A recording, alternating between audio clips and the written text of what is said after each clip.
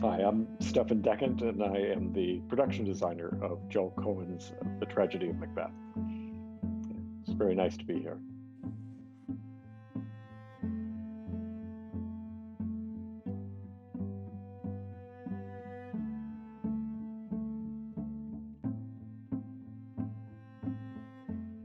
I think, first off, when I met with Joel, the one thing that he said is he didn't want to deny that the text was created for a theatrical experience, and that in creating the imagery for the movie, he didn't want to go down a naturalistic route.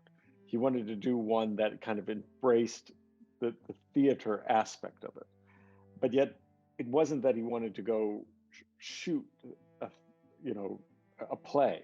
He wanted to create a cinematic version of a play. And so in doing so, what he wanted to do was abstract the imagery. So part of that abstraction is going into black and white.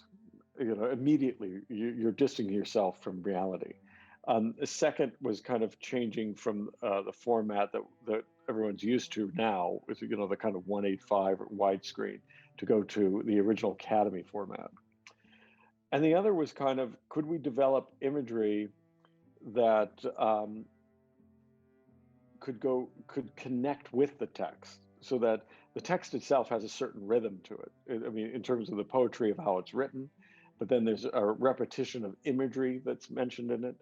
Time, night, I think there's birds, or, all of these stars is another image that's kind of brought up over and over again in the text.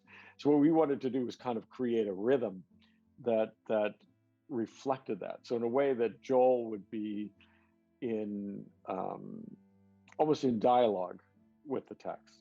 So it wasn't that he was taking this play and now creating a naturalistic version of it.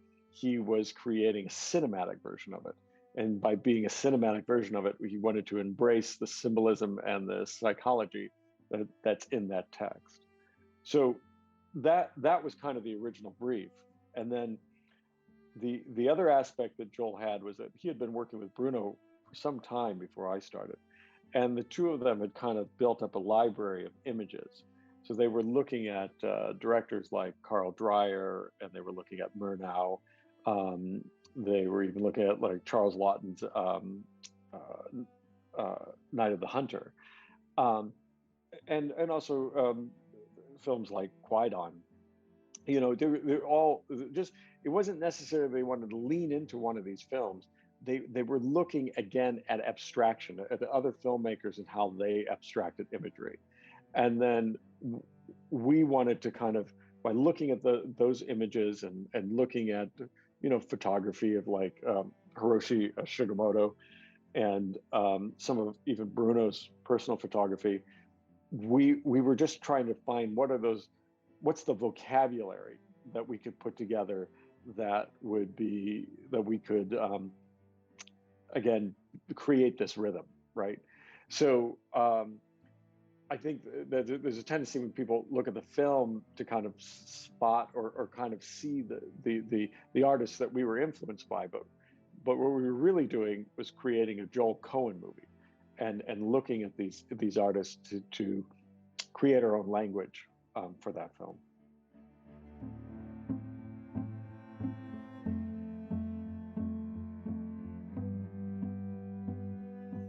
Well, I think the way the call came to me was by Joel's producer saying, "Can you meet with Joel the next day?" And they sent me his script. Now his script is kind of just editing and moving actual parts of the text around to create his screenplay.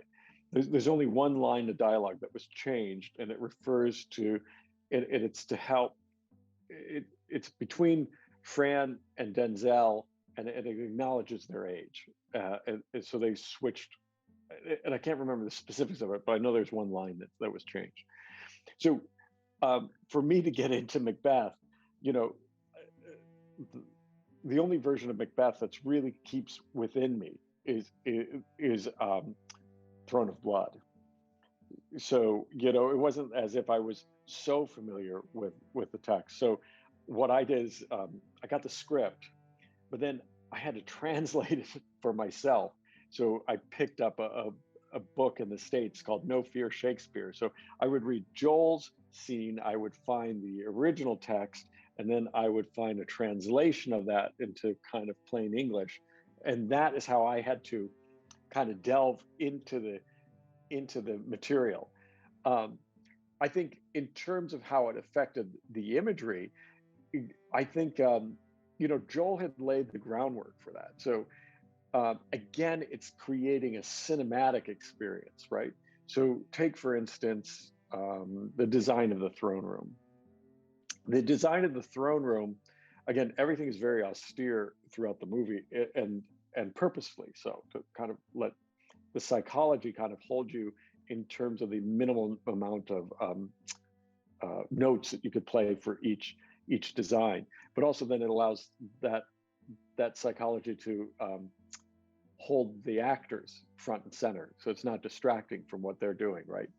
So taking from that austerity, with the design of the throne room, what Joel's plan was and what we did was that the columns that lead up to the throne are a reflection of the alley of trees at Burnham Woods. So and the architecture actually makes no sense, because you have a column here and then they go out, come in, come out, come in. So if I were to resolve what the ceiling looks like, which thank God we never looked up into a ceiling, I'm not sure how I would have done that. But what the point was is to let it be, again, a reflection of Burnham Woods. So in a sense, it's a bit of foreshadowing. So when Wayface goes to the doors, right, or the grand windows, and he says that Burnham Woods is on the move, and he opens up those windows, and then the leaves, that storm of leaves comes in and then blankets the floor. That was the idea that Joel had from day one, of how he wanted to show that Burnham Woods had come to Dunsinane. He didn't, we have that river of trees coming, but the cinematic shorthand of that is to have those leaves come in. Now those columns have become the alley of trees. Now now the fight takes place there.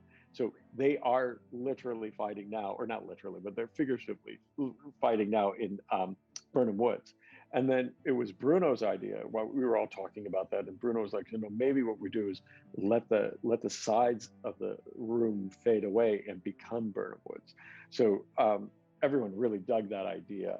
And then so we started designing something that would look like a backing / matte painting. So you had a kind of an artifice to it, but that would never really be distracting, but to again enhance that cinematic interpretation of a moment from a theatrical text.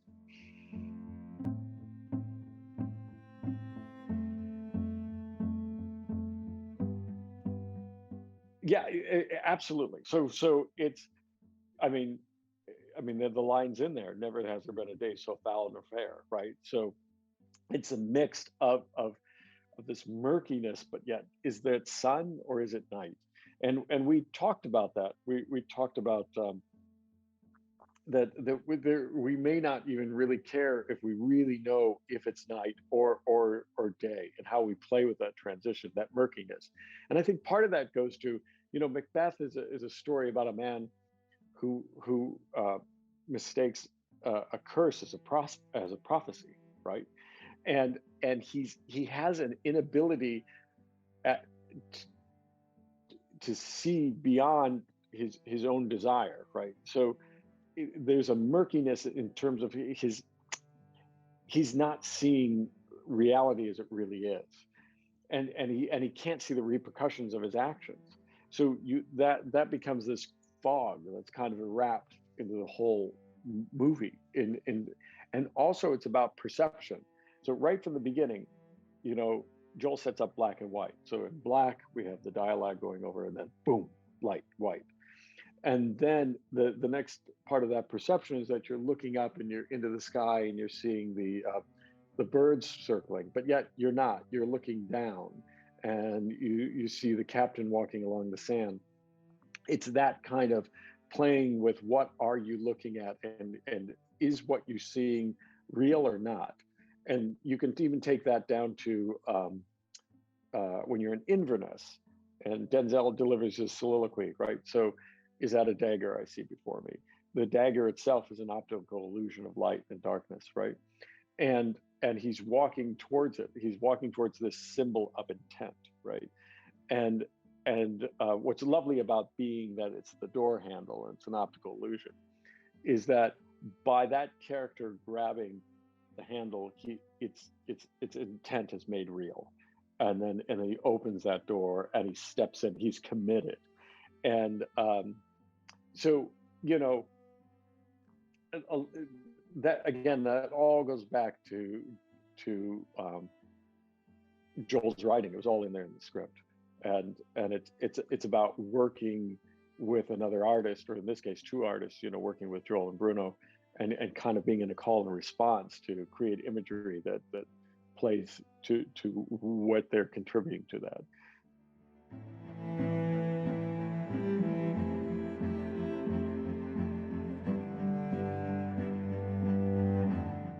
Well, I think verticality is the first thing you can take advantage of. So I think if you look at, now this was not a reference for us, but if you look at the classic Universal horror films, the beautiful sets that are designed in those films, right? If you look at, it's Todd Browning's, right? Todd Browning's Dracula.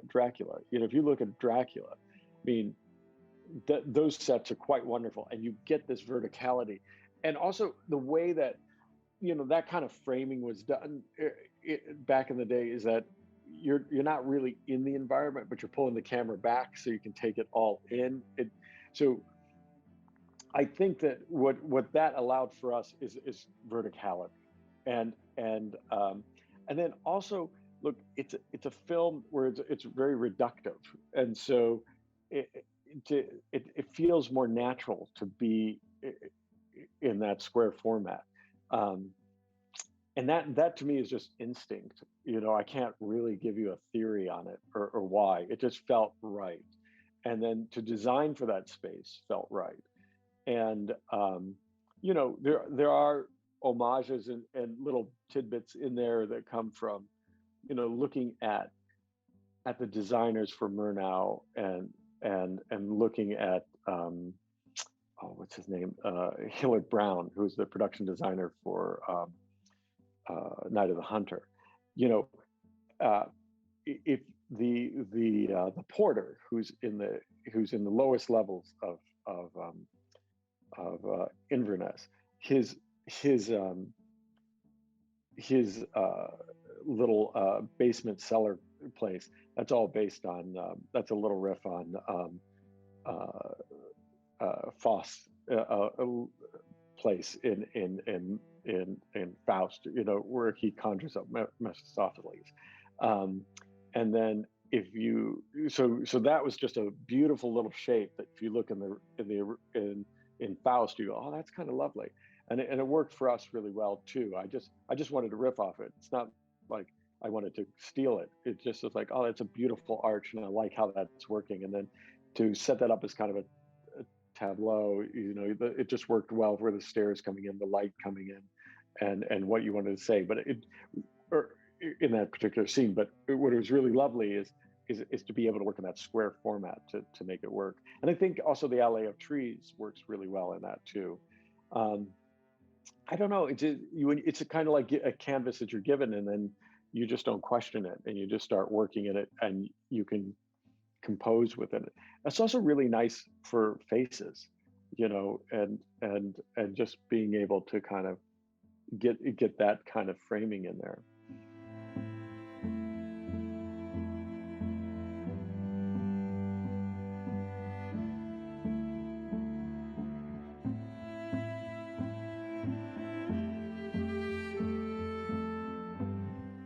I just didn't care.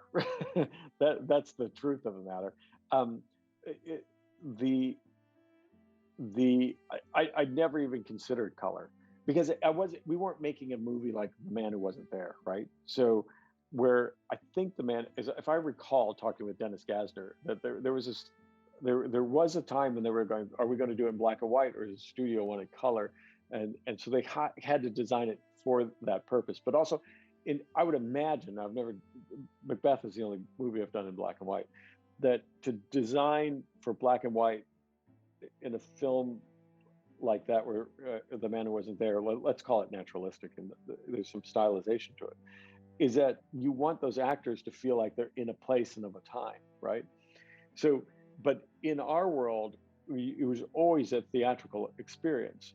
So part of going to black and white is like, me not, myself not embracing any color, was to go, it's just one less thing I have to think about. Because I want to see what it's going to look like in the final image. But also it allowed, I think, the actors to kind of be in a space that already felt abstract, so that they themselves kind of knew where they were going to be. I'm not creating those things in an environment by myself. This is we're all sitting together talking about this, and those sets, as much as they're constructed, as you can say that they're constructed out of wood and plaster and paint, they're constructed out of light and shadow, right? So it's Bruno is just very, very important in the design of those sets, and how they were going to be lit, and what was going to happen. And even to just come in and start talking with him, and him going, let's start carving out these spaces, let's start painting in shadows, let's start darkening these areas, let's let, as we go up higher, let's start transitioning into darkness. Now, you really got to look for it if you want to see it in the final image, but that kind of, it's already built into the set, right? So and some of it is pretty obvious, or not obvious, but it's very gestural. So if you look at Inverness, there's a shadow that kind of crosses and cuts across from where the light is. So the moonlight is coming from the left of frame, but then you'll see this shadow that's it's already painted on the floor, that's coming in the right of frame. And some of it is just kind of to enhance the imagery, but ultimately, it's Bruno coming in and carving out those spaces, and creating, again, that repetition and psychology of space with light. Even when you look at, I've talked about Inverness, and I've talked a little bit about Dunsinane, but if you look at the crossroads, and then Ross kind of being in that broken down bothy, the ruins there, and then to have that kind of gestural kind of sharpness and dagger-like creation with the rafters behind them. That's all working with Joel and Bruno to kind of create that ahead of time, and be in harmony with that.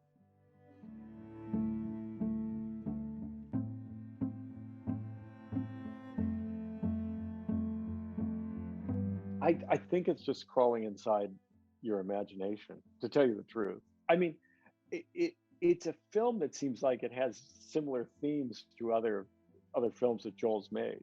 It seems like if you want to think about it as, a couple that is all of a sudden way over their head, and it involves murder, it seems like right there in Blood Simple, it's there, right? And even Fargo, there's just people who get over their heads, and that can be kind of a nightmarish quality. I think to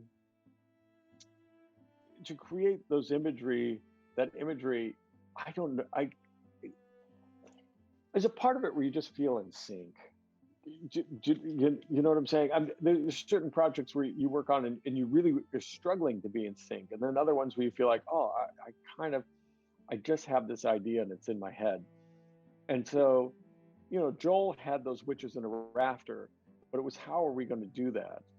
And then opening it up to the sky seemed kind of wonderful, because we could get the light from above, right? And then the rafters have no architectural purpose. The rafters, the only purpose they serve is to frame the witches, and also not to get in the way of their silhouettes, right? So if you look, there's these kind of intersecting lines of kind of tension, and then you have the witches on there. But if you look, they all kind of lock back into the wall. Nothing crosses over them because that would break the silhouette. And I think if you look at that set, I love that set, to tell you the truth. It was a really what a wonderful space to be in. It was self-contained, where the other sets were kind of large and open-ended. It was self-contained, and I really like the proportions of it. But it's a set that exists just to contain the scene. All the sets are. Like we were talking about the throne room, and what I mean by that is there's no history to it. There's no what was it before we were there, or what will it be after we're gone? Which you can even have that in Star Wars. Well, I wonder what Luke's house was like before, or what's it. It has a history and a reality to it. These, much like a dream, it only exists for the moment, right? So if you go in there, first of all, it contains a ghost, right? So you open the door, there's a ghost in there, and he's chasing the ghost. But then, very dreamlike, his wife is entering, but yet now it's not a ghost, because it's a different point of view, which is something that can happen in a dream, right? You can have a dream where you are in it, and then there's another part where you're seeing yourself. So the door opens. Now the ghost is this bird, this raven that is released, and then there's a calmness there, and then the wife goes, let me drink this, and you look over, and there's only three props there. There's the carafe of water, there's the vial of potion, and then there's the glass, the goblet that he's going to drink out of, because that's all the scene requires. So there doesn't need to be any more. So again, that's very dreamlike. He takes the potion, falls asleep, wakes up, the witches are there. The room itself becomes the cauldron, right? So it's not that we are going to go visit something. I am in this cauldron. I'm in this spell. And then there's an element that I love, the faces that come up from the water, right? And I love how the effects guys came up with this kind of raking light in there. Alex and Mishi, they're just awesome. But what I really love is when he goes and he picks up the water and the faces in there, which really feels like Kobayashi's Qui-Gon. I think the last story in Qui-Gon is there's the ghost in the tea, where they pick up the tea and the ghost is in there. If my memory serves me correct, that felt like, those guys hit it just right, where it doesn't feel like it's not a good effect. It just was a stylized effect that's very striking.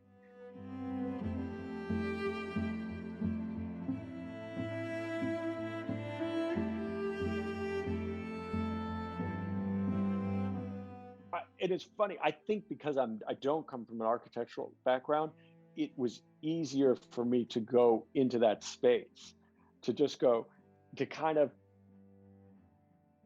I don't know. Yeah, there was enough reference imagery, so it was a Sugimoto photo, and just as one kind of monolithic structure of Casa Louis Berrigan, that Joel was going to see. He said, this feels to me like this is Inverness, and it's not a castle, it's the idea of a castle. And so we went into that kind of Cubist, kind of brutal. We never wanted to say brutalist, because brutalist has a politics behind it, right? So ours was just that it's brutal, it's empty, it's stark, it's haunting. But how do you create that haunting element by having these squared off features, which is also very similar to the design of one of the castles in Siegfried, Fritz Lang's one of Fritz Lang's films. So it felt like of an era that it seemed right. It felt like it reflected Macbeth and the brutal quest for power, right? And it's funny because we were thinking, okay, Dunsinane is going to have a little bit more airiness to it. It's going to be a little bit, we'll have these Gothic arches in here. And that's going to be kind of the very, very graphic change between both of these worlds. And so we looked at, like, could we eliminate all arches from Inverness? But actually, it didn't work. All of a sudden, you were creating a modernist. Um, the iconography failed to give you any historical context, right? So we needed to bring those. So for the colonnade, we needed to bring those arches back in. But we felt like, okay, if we're in this Roman arch, it's enough of a difference between this Gothic arch, and the Gothic arch can still kind of elevate us as a seat of power. Whereas this feels more like a warlord's residence. It, I don't know. I never felt lost in terms of architecture. I just felt like it was a dreamscape that I could go in, and I could take architectural elements in there. And so it was funny because I did a show afterwards, which was based in the UK, and then I started, walking through real castles. And I started thinking, what the hell was I doing? But it's, it was something that I could embrace and just go, this feels right. Sometimes I had meaning behind it in terms of, like, I am doing this for such and such a reason.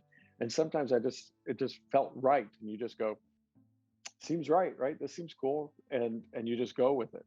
Um, so I feel like, and it's funny, my wife, she comes from an architectural background, and sometimes we work together. Actually, she was one of my art directors on Macbeth, and we've worked on shows where we've gotten very argumentative with each other, because I would go, no, but the shot is this, and it's going to be okay. And nobody would design a building to do that. And I'm like, it's okay. No one's going to know. It's just, well, it's all about the image. So it's, I have an appreciation for it, but I feel like maybe my lack of background helped me to embrace the abstraction of it.